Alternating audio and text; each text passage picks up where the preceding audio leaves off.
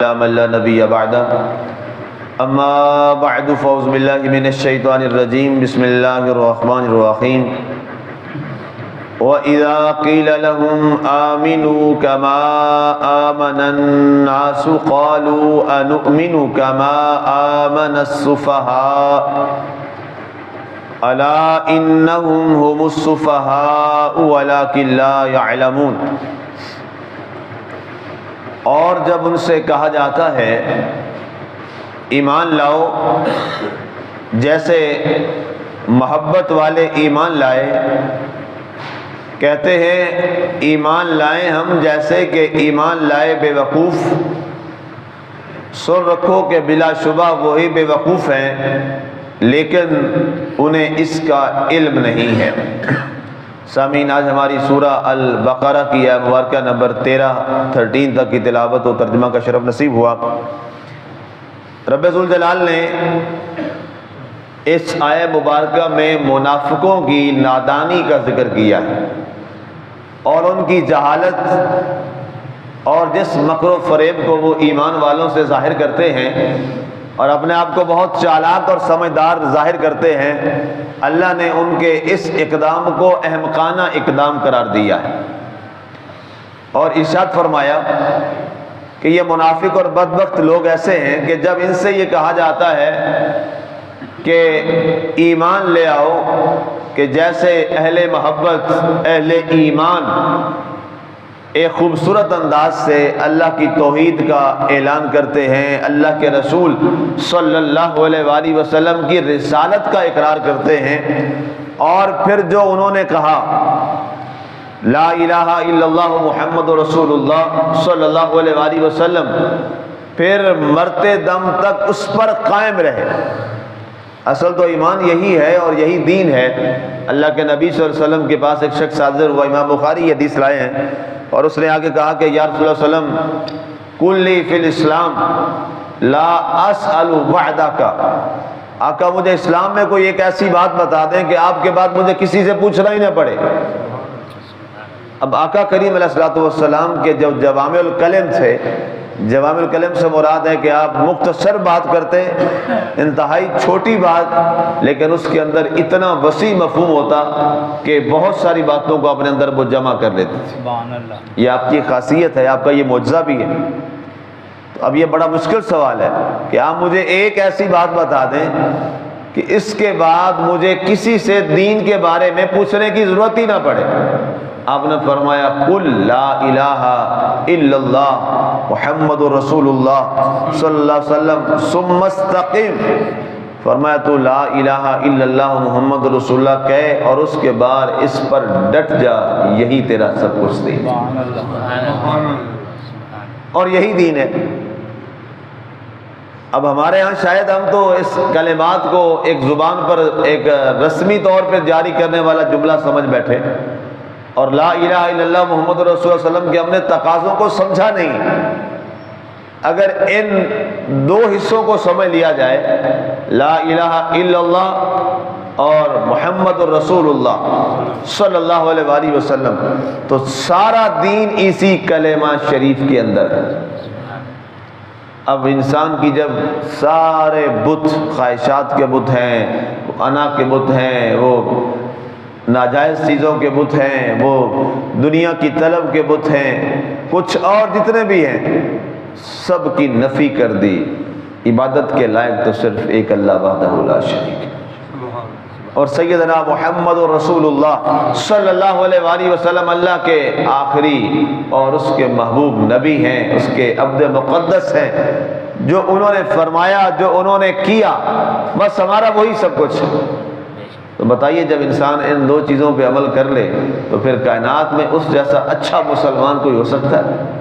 نہیں ہو سکتا۔ تو اب جب ان سے یہ کہا جاتا منافقوں سے کہ تم ایمان لے آؤ جیسے ایمان لے آئے باقی لوگ، قالوا انؤمن کما آمن السفہاء، یہ کہتے کہ کیا ہم ایسے ایمان لے آئیں جیسے یہ بے وقوف لوگ ایمان لے آئیں؟ نعوذ باللہ، ایمان والوں کو بے وقوف کہتے تھے۔ اس لیے کہتے یہ نہ نظر آنے والے خدا کی بات کرتے ہیں۔ ہم نے کہاں دیکھا جی وہ خدا کدھر ہے؟ یہ نہ نظر آنے والی جنت کی بات کرتے ہیں، پتہ نہیں وہ کدھر ہے، کیا اس کا عالم ہوگا، ملے گی نہیں ملے گی، اور دنیا سے بے رغبتی کی بات کرتے ہیں، دنیا کی آسائشوں کو چھوڑنے کی بات کرتے ہیں، دنیا کے مصائب و آلام برداشت کرنے کی بات کرتے ہیں۔ یہ کیا باتیں کرتے ہیں؟ اس کو ان کے ہاں ایسے احمقانہ اور جاہلانہ وہ بات سمجھتے تھے منافق لوگ، حالانکہ انہیں یہ معلوم نہیں تھا کہ جاہل یہ خود ہیں، اللہ کی ذات نے تو ایمان والوں کو عقل سلیم عطا فرما رکھا اور قلب سلیم عطا کر رکھی۔ اور بعض دفعہ یہ کہتے ہیں کہ ہمیں یہ کہتے ہیں کہ تم اپنی جان کو، اپنی اولاد کو، اپنے مال کو، سب کو اس پہ قربان کر دو۔ ہمیں کیا معلوم کہ ہم سب کچھ قربان کر دیں ہمیں اس کا کیا ملے؟ کیا ہم بے وقوف اور جاہل ہیں کہ اپنی اولادوں کو قربان کر دیں، ہم ان کی جانوں کی قربانیاں دے دیں؟ اس طرح کی باتیں مفسرین لکھی ہیں کہ یہ باتیں کیا کرتے تھے۔ تو اللہ تعالیٰ نے فرمایا اب یہ ایمان والوں کو ایسا جملہ بول رہے ہیں، حالانکہ دنیا کے سب سے بے وقوف لوگ یہ ہیں کہ انہوں نے آخرت کے بدلے میں دنیا کو ترجیح دی ہے۔ دنیا تو بہت عارضی اور چند دنوں کا معاملہ ہے، اس کے بعد ان کی موت آ جائے گی، ان کی دنیا ختم، ان کے عیش و عشرت ختم، ان کے سب سہولیات آرام ختم، اور اس کے بعد ان کے لیے ابدی اور ہمیشہ رہنے والی جہنم ان کا مقدر بن جائے گی۔ لیکن ایمان والے چند دنوں سالوں کی تکالیف برداشت کرتے ہیں، لیکن ہمیشہ ہمیشہ کے لیے اللہ انہیں جنتوں کے انعامات سے نواز دے گا۔ تو سمجھدار وہ ہوتا ہے جو عارضی فائدے کو چھوڑ دے، دائمی فائدے کو حاصل کر لے، اور بے وقوف وہ ہوتا ہے جو عارضی فائدہ تو لے لیتا ہے اور ہمیشہ والا فائدہ چھوڑ بیٹھتا ہے۔ اللہ تعالیٰ نے فرمایا ایمان والوں نے ہم سے جو سودا کیا ہے، انہوں نے اب اپنی جانیں تو بیچ دی ہیں، اپنی جانیں تو ہمارے حوالے کر دی ہیں، لیکن اس کے بدلے میں اللہ نے انہیں دائمی فائدہ عطا فرما دیا۔ ان اللہ اشتری من المؤمنین انفسهم بان لهم الجنہ، قرآن فرماتا اللہ تعالیٰ نے ایمان والوں کی جانوں کو خرید لیا ہے اس بدلے میں کہ اللہ انہیں جنت عطا فرمائے گا۔ اب یہ جو جنت کا عطا کیا جانا ہے یہ کس بدلے میں ہے؟ اس بدلے میں کہ انہوں نے اپنی جانوں کو اللہ کے حوالے کر دیا۔ اب جب انسان اپنی جان کو اپنے مالک اور جان آفری کے حوالے کر دیتا ہے تو اللہ تعالیٰ اس کے بدلے میں اسے جو اپنا قرب عطا فرماتا ہے یہ دنیا کی سارے نفع اور دولتوں سے کہیں بڑھ کر۔ ظاہر ہے دنیا کے جتنے مال دولت عیش و عشرت یہ سب کچھ جتنا جو کچھ بھی ہے یہ سارا کس کا ہے؟ یہ تو اللہ کا ہے، اس کا حقیقی مالک تو اللہ ہے۔ جب اللہ تعالیٰ نے یہ سب کچھ اپنے قبضہ قدرت میں رکھا ہے تو تُؤْتِي الْمُلْكَ مَن تَشَاءُ وَتَنزِعُ الْمُلْكَ مِمَّن تَشَاءُ، جسے چاہتا ہے دے دیتا ہے، جسے چاہتا ہے اس سے ملک کو اور اختیارات کو واپس لے لیتا ہے، یہ مالک کا فیصلہ ہے۔ تو فرمایا کیوں نہ تعلق انسان اس سے جوڑے جو ساری کائنات کا مالک ہے۔ جب اس سے انسان کا تعلق جڑ جائے گا تو پھر ساری کائنات کے مالک سے جب جڑ گیا تو ساری کائنات تو اس کی گرد راہ بن جائے گی، اس کی غلام بن جائے گی، اس کے آگے بچ جائے گی۔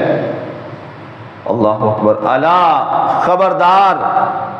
اب یہاں جو الا کا لفظ ہے یہ تنبیہ کے لیے آیا ہے۔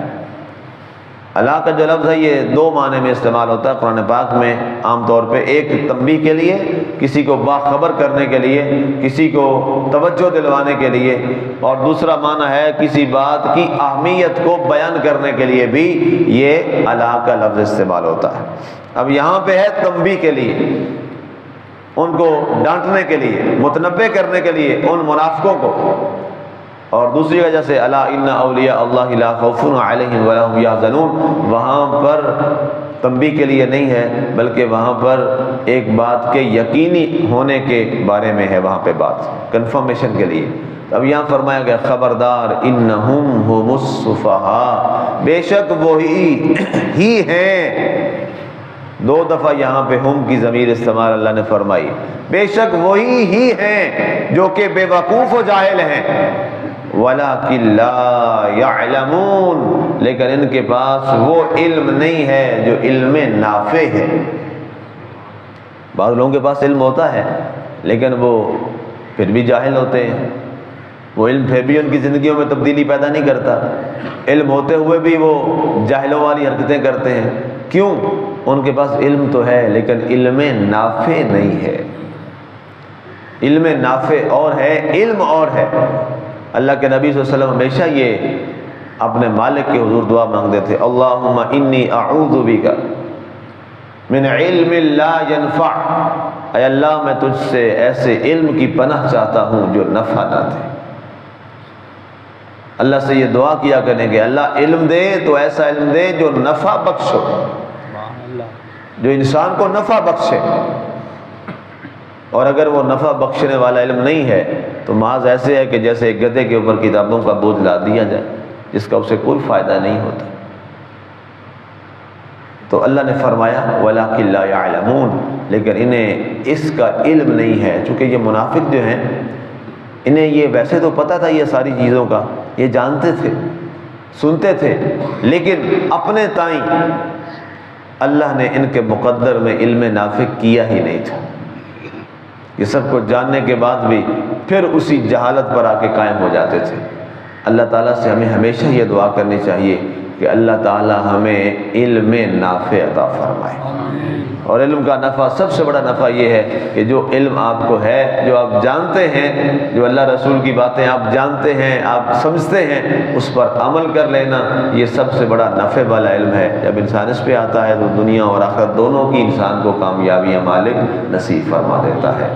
آمین وما علینا الا البلاغ المبین۔